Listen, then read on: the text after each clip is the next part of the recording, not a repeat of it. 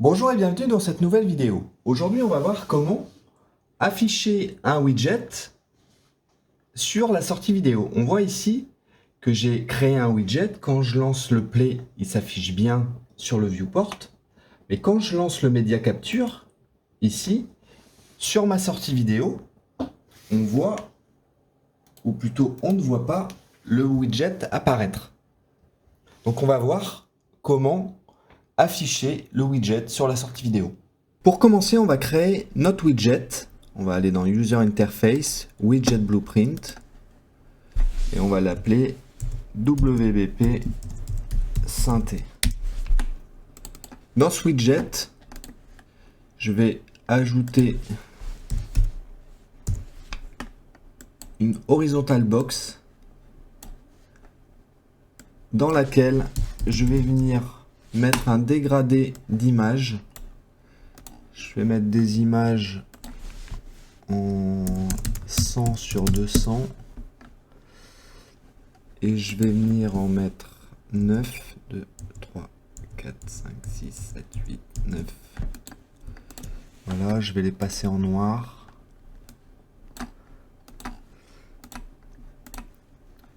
Je vais décrémenter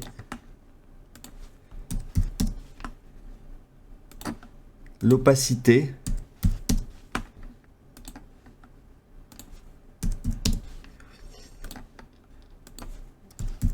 Zéro 5, 0, 4, 0, 3, 0, 2, il m'en manque une. 0, on verra tout à l'heure pourquoi je fais ça. Cette horizontal box, je vais la placer dans un Canva panel afin de pouvoir gérer la taille. Je vais le mettre sur 900 par 200. Voilà, même 1000 par 200. Et donc pour être bien sûr que mon Canva est en 1920-1080, soit je passe en custom ici. Ce que je peux faire également, c'est d'aller mettre mon Canva dans une size box que je vais passer en 1920 par 1080 et je vais mettre le tout dans une scale box. Voilà. Je vais prendre mon horizontal box, je vais venir la mettre au milieu. Et ici, je vais également ajouter un texte.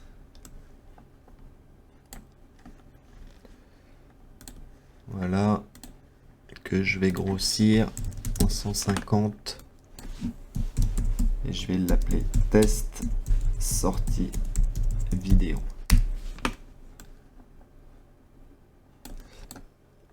Voilà, on a créé notre synthé. Je vous rappelle comment le placer sur le viewport. On va créer un blueprint de type actor. On va l'appeler BP synthé. Et ici, dans l'event graph, sur l'event begin play, on va faire un create widget. On va aller chercher notre synthé. On va promouvoir ce widget en variable. On va l'appeler WBP synthé, tout simplement. Et ici, on ferait un add to viewport.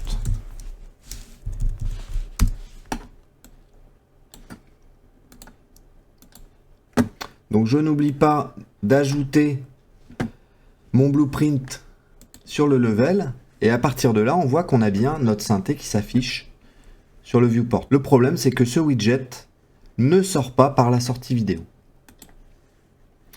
Alors, on va voir ici dans la scène, je vais venir ajouter un post-process. Ce post-process, je vais tout de suite l'unbound, c'est-à-dire qu'il va s'étendre à toute la scène. Il n'est pas cantonné dans ce cube. Ce cube que je pourrais même venir masquer. On va voir que si vous tapez Material, on a un paramètre qui permet de venir recouvrir notre scène par un Material. Donc je vais aller chercher une texture. Je vais prendre ici cette image. Je vais générer un Material à partir de cette texture. Je vais l'appeler matériau synthé. Ce matériau synthé, je vais venir le lancer dans le dossier de mon tuto. Une fois que je déplace les assets, surtout Fix Up Redirector pour être sûr qu'Unreal construit bien l'arborescence. Si je place ce matériel ici, on ne voit pas notre image. Ce qu'il faut, c'est aller éditer le matériel. On va passer son domaine en post-process. On va sortir l'alpha. Et quand vous tapez Blend, le Blendable Priority, montez-le à un niveau élevé. Vous pouvez aller jusqu'à 10 000. Mais vous pourriez avoir des problèmes si vous ne montez pas ça. On va reconnecter le RGB en emissive et l'alpha sur l'opacité. Là, si on regarde notre scène, on voit qu'il n'y a que l'image qui apparaît. On ne voit pas notre scène, notre level derrière cette image. Donc, à ce moment du tuto, ce que vous devez faire, c'est installer le plugin Composure. Voilà, ici, qui est déjà installé chez moi. Si ce n'est pas fait chez vous, vous devez redémarrer le moteur. Et ici, on va faire un hover. Vous voyez que Composure est activé ici. On va faire un hover en venant placer cette image. Là, il demande un vecteur 4, c'est-à-dire rouge, vert, bleu et l'alpha. Donc on va mettre l'image au-dessus et pour récupérer notre scène, on va venir utiliser un node qui s'appelle Scene Texture.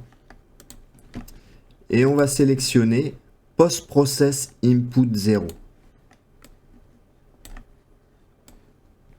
Donc je résume, on a notre image au-dessus de notre scène. Si j'applique, on voit que maintenant on a bien notre image qui est venue s'appliquer sur notre scène. Mais l'idée ici, c'est de ne pas mettre dans notre matériel une image, mais notre widget. Donc je vais supprimer ici mon post-process. Même mon post-process, à ce niveau, j'en ai plus besoin. Je vais retourner dans mon blueprint. Ici, le fait d'ajouter mon blueprint au widget, c'est pareil, je n'en ai plus besoin. Je peux même venir supprimer la variable. Je vais appeler mon widget en tant que component. Donc, dans les components widget class, on va aller chercher notre synthé, WBP synthé. Si je regarde dans le viewport, on a bien ici notre synthé. On va être sûr qu'on le met en 1920-1080. Donc on pourrait entrer les valeurs ici. On pourrait également cocher la case Draw at Desired Size. Voilà, comme notre widget est en 1920-1080. Et on voit qu'on n'a pas notre transparence. On va aller la chercher dans Rendering. On va passer le Blend Mode en Translucent. Première chose à faire, créer une instance dynamique de Material. Create Dynamic Material Instance. Alors on pourrait utiliser notre msynthé, Moi, ce que j'aime bien faire, c'est créer une instance au msynth. C'est-à-dire que si, par exemple, dans le msynth, vous allez avoir une constante, et que cette constante, vous la passez en paramètre, on va l'appeler test. Voilà. Dans l'instance, vous allez retrouver... Ah oui, il faut que je le branche quelque part.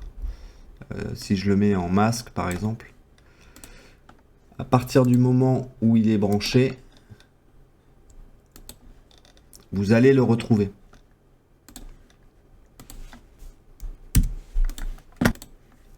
Donc ici, je vais venir utiliser l'instance de mon matériel synthé. Je vais générer une variable à partir de là. Je vais l'appeler dynamic material. Et ce dynamic material, je peux le reprendre d'ici. Je vais faire un set texture parameter value.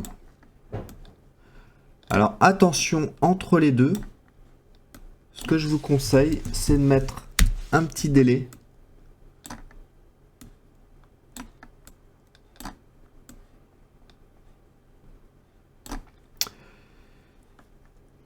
On aurait pu venir connecter directement la variable ici.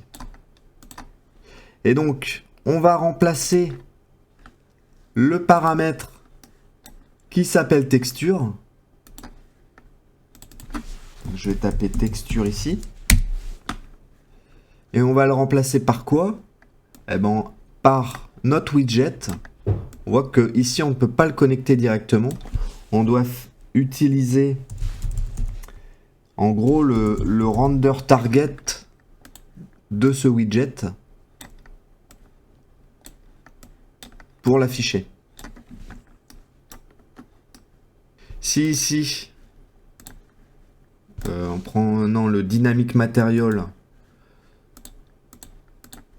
je décide de l'afficher, on voit que notre dynamic material, on voit pas grand chose, doit correspondre à notre synthé. Peut-être qu'il n'est pas bien tourné en fait.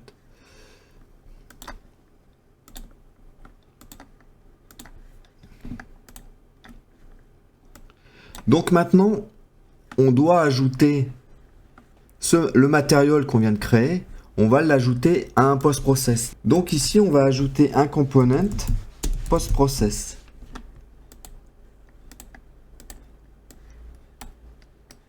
Donc qu'est-ce que l'on souhaite? C'est faire un make post-process setting. Le setting, eh ben on le connaît, c'est notre setting de post-process material qui est ici. Donc ici, il faut casser le pin. On voit qu'il nous demande un arrêt. Pourquoi il nous demande un arrêt? Parce que souvenez-vous, si je remets mon post-process, que je vais chercher mon matériel, si j'ajoute un matériel, on a un float et une texture. Donc là c'est pareil, il va nous demander, en faisant un make arrêt,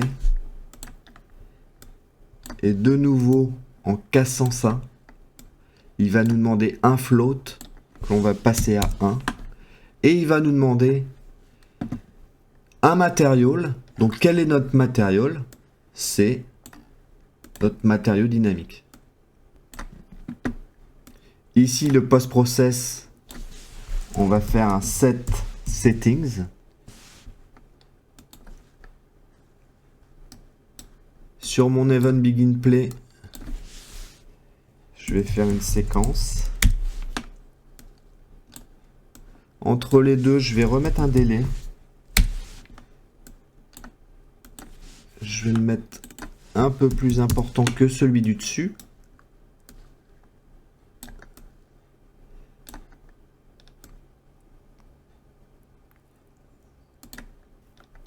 On teste. Alors ça ne fonctionne pas, j'ai oublié quelque chose. Et oui, j'ai oublié ici de convertir en paramètres. Pourtant j'ai regardé en ajoutant un paramètre, une constante. J'avais oublié de passer mon image en paramètres. Donc il faut bien passer l'image en paramètres, pardon. Maintenant on a bien notre widget qui apparaît sur notre sortie vidéo. Voilà, alors on va tester. Je vais faire un play. On voit qu'on a bien notre widget ici. Et quand je vais faire un capture sur ma sortie vidéo, je récupère bien mon widget. Alors ce que j'ai fait dans le Media Capture, c'est de forcer ma sortie, non pas en linéaire, mais en sRGB. Donc il y a une conversion. Et j'ai clippé en fait l'alpha à 1. Alors ici, mon alpha sort correctement. On voit qu'on a bien mon dégradé qui est bien respecté. Mais il se peut que vous ayez des problèmes d'alpha en fonction de vos configurations. Dans ce cas, il faudrait venir mettre un power sur la sortie alpha et venir changer l'exponent généralement à 0,22. C'est en fait le gamma qui n'est pas respecté. Et pour venir raccorder l'ensemble, il va falloir faire un make float for make float 4, récupérer notre RGB et venir raccorder l'ensemble. On voit également que parfois le RGB, lui, n'est pas respecté. Si on a des images, dans ce cas, il faut venir faire une conversion de linéaire to RGB sur les 3 canaux. Voilà, je vais en mettre 3.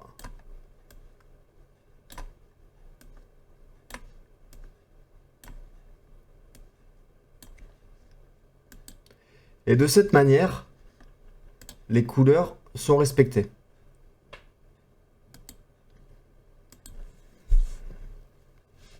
Là, ici, quand on vient de passer notre alpha en gros en linéaire, en fait, on a perdu de la nuance dans le dégradé.